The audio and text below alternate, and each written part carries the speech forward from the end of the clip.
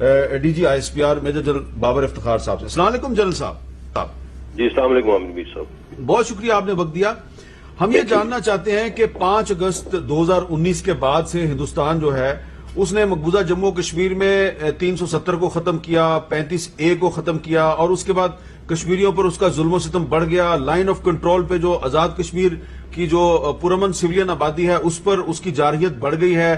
بہت زیادہ Cs fires کی وائلیشن ہو رہی ہے, سول آبادی نشانے پہ ہے.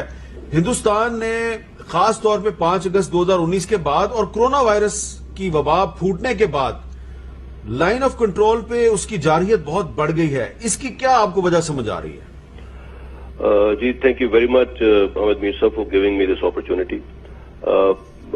آپ نے جن چیزوں کو ہائی لائٹ کیا انہی کے تناظر میں تھوڑا سا پہلے آپ کو ایک رن ڈاؤن بھی دے دوں کہ اس وقت لائن آف کنٹرول کے اوپر جو سچویشن ہے پچھلے کچھ عرصے سے بہت تشویشناک ہے. اس سال میں صرف اگر ہم دیکھیں تو 1229 مرتبہ تو صرف سیز فائر وائلیشنز ہوئی ہیں. 7 سویلینز وہاں پہ شہید ہو چکے ہیں, 90 سے زیادہ سویلینز زخمی ہوئے ہیں. کئی مرتبہ بھارت کے کوڈ کاپٹرز نے ہماری حدود کی خلاف ورزی بھی کی ہے, اور حال ہی میں ہم نے ان کے کچھ کوڈ کاپٹرز مار گرائے بھی ہیں جن کو میڈیا میں بھی کور کیا گیا. ان تمام چیزوں کے باوجود بھارتی سینئر ملٹری قیادت بار بار مختلف الیجڈ لانچ پیڈ سے در اندازی کی بات کرتی ہے, جو میرے خیال میں ان کی اپنی فوج کی پیشہ ورانہ صلاحیت پر بھی ایک سوالیہ نشان چھوڑتے ہیں کہ اتنی well guarded line of control, اتنے بہترین کاؤنٹر انفلٹریشن میجرز کے باوجود کیسے کوئی وہاں پہ انفلٹریٹ کر رہا ہے one of the most militarised zones in the world.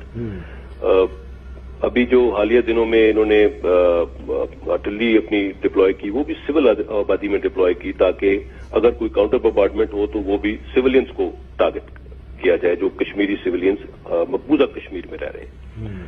ان تمام حالات میں پاکستان فوج بہت بہتر طریقے سے اس کا جواب دے رہی ہے, مگر ہم اسی ایریا میں اسی کیلیبر کے مطابق اس کا جواب دیتے ہیں لائن آف کنٹرول میں, اور ہماری پوری کوشش ہوتی ہے کہ لائن آف کنٹرول کے اس پار موجود سول آبادی کو کسی طور پہ کوئی نقصان نہ پہنچے.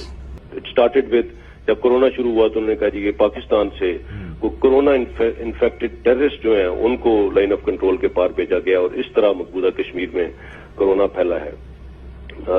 اور اس کے علاوہ ابھی جو ریسنٹ ان کا سب سے بڑا جو اگر ڈرامہ تھا جو لیٹلی ہوا, جو پلوامہ 2 جس کو انہوں نے کہا ہے, اس ڈرامے کے اندر رات کو انہوں نے ایک گاڑی پکڑی, اس کے اوپر فائر کیا جس کے اندر ایکسپلوزو بھی وہ کہتے ہیں کہ جی پڑا ہوا تھا, اور جس کے جو فائر کیا وہ بندہ جو نکلا وہ پیدل وہاں سے فرار بھی ہو گیا.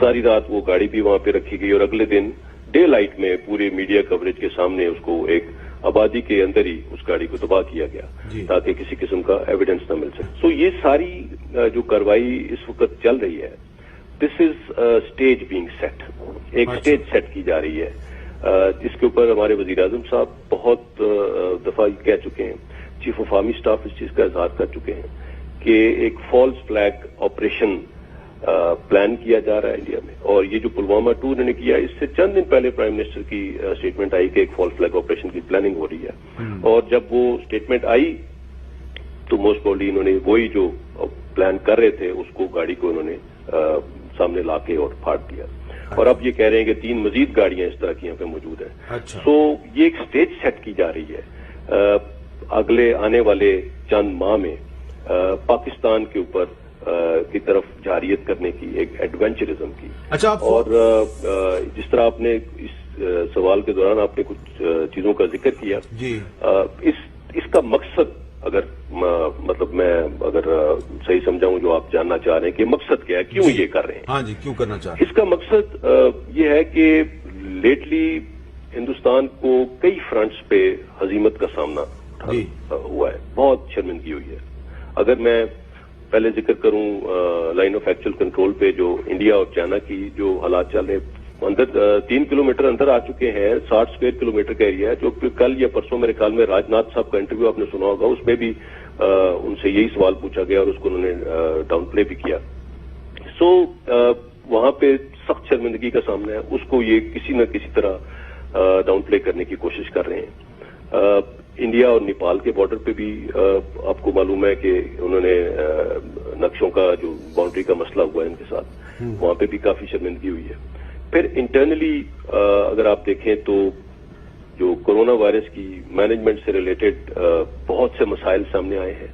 انڈیا میں جو لیبر کی مائگریشن ہے وہ پوری دنیا نے دیکھی ہے کہ کیا ہوا، کس طرح سے اس کو مینج کیا گیا، اور آف کورس کورونا بری طرح سے پھیل رہا ہے. اکانومی از ان ڈولرمز. پھر مقبوضہ کشمیر کے اندر جو انہوں نے اقدامات کیے 5 اگست کے بعد، وہ تمام اقدامات بیک فائر کر گئے ہیں. اور اس کے اندر جو کچھ کشمیریوں کے ساتھ اس وقت ہو رہا ہے پوری دنیا اس کو دیکھ رہی ہے.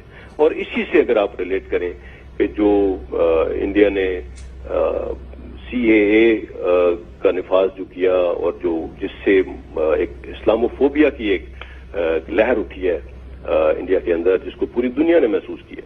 یونائٹڈ نیشنز لے لیں، یورپین یونین لے لیں، آپ یونائٹڈ اسٹیٹس لے لیں، دنیا کے ہر فورم پہ تمام ہیومن رائٹس آرگنائزیشنز لے لیں، سب نے انڈیا کو اس چیز کے اوپر سوال کیا ہے کہ یہ ہیومن رائٹس وائلیشنز ہیں، اور میسو قسم کی ایک امبیرسمنٹ چل رہی ہے، میسو قسم کی فیلور ہے ہر لیول پہ.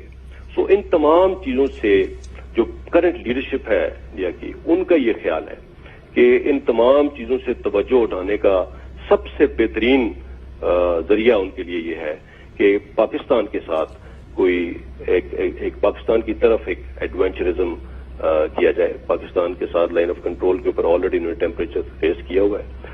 سو کسی قسم کی جارحیت جب ہوگی یہاں پہ تو آبویسلی ان کا خیال ہے کہ باقی تمام چیزوں سے انٹرنلی بھی اور ایکسٹرنلی بھی سب کی توجہ اس جگہ پہ آ جائے گی. اچھا، آپ نے بڑے تفصیل کے ساتھ یہ سارا جو انڈیا کا پلان ہے وہ ایکسپوز کیا ہے.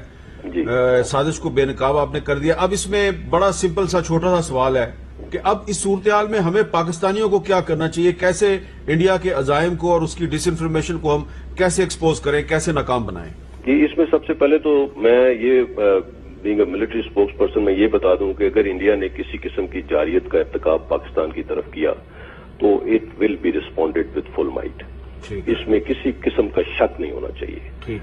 چیف آف آرمی اسٹاف نے حال ہی میں اس چیز کا ذکر کیا، اور ابھی انہوں نے ایک اور بات کی کوئٹہ میں جب وہ گئے تھے کہ اس پورے خطے کے اندر جو دیرینہ پرابلمز ہیں، ڈسپیوٹس ہیں، ان کا حل ہوئے بغیر سسٹینیبل پیس جو ہے وہ اس کی وہ نہیں ہو سکتا یہاں پہ.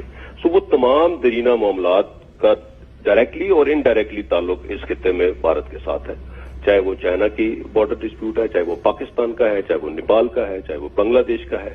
اور اس کے علاوہ بھی انڈیا جس طرح سے اپنی اثر و رسوخ ایکسپینڈ کرنے کے لیے جن ممالک میں وہ ڈائریکٹلی جس کے ساتھ ان کی نہیں بھی ہے باؤنڈری، ان کے اندر بھی عمل دخل کر رہا ہے. سو اس ساری چیز کا سب سے پہلا تو جواب میں یہ دوں گا کہ وی آر ریڈی اور we will respond and we will respond with full might. اور اس کا مظاہرہ پچھلے سال انہوں نے دیکھ لیا تھا. اب آگے کیا کرنا ہے؟ ہم نے اس کے اوپر بارہا آفر کیا ہے کہ جو الزامات یہ لگاتے ہیں کہ جی سو کالڈ لانچ پیڈز فل پڑے ہوئے ہیں، United nation military observers group کو ہم نے کھلی چھوٹ ہے پاکستان سائٹ پہ ان کو کہیں پہ بھی وہ آ جا سکتے ہیں. اسی طرح ہم انٹرنیشنل میڈیا کو کئی دفعہ ان علاقوں میں لے کے بھی جا چکے ہیں اور ابھی دوبارہ لے کے جانے کو تیار ہیں. آپ خود میں سمجھتا ہوں کہ آپ یہاں پہ کئی مرتبہ جا چکے ہیں اور آپ نے خود یہ علاقے دیکھے ہیں. تو پاکستان میں کسی قسم کی ایکسس جو ہے وہ ہم نے ڈینائی نہیں کی، اور اگر یہی ایکسس انڈیا کی سائٹ پہ بھی انٹرنیشنل آبزرورز کو، انٹرنیشنل میڈیا کو دی جائے تو چیزیں بہت کلیئر ہو سکتی ہیں. بہت اگر یہ جو کچھ یہ الزام یہ لگا رہے ہیں اس کا امپیریکل ایویڈنس تو کوئی مسئلہ ہی نہیں ہے آج کل ملنا. بالکل ٹھیک ہے. سو یہ تمام چیزیں، تمام آپشنز موجود ہیں، لیکن ان کو یہ سمجھنے کی ضرورت ہے کہ there will be consequences of any military adventurism and those consequences will be uncontrollable اور unintended. So let's not play with fire here. Let's not play with fire. بہت بہت شکریہ میجر جنرل بابر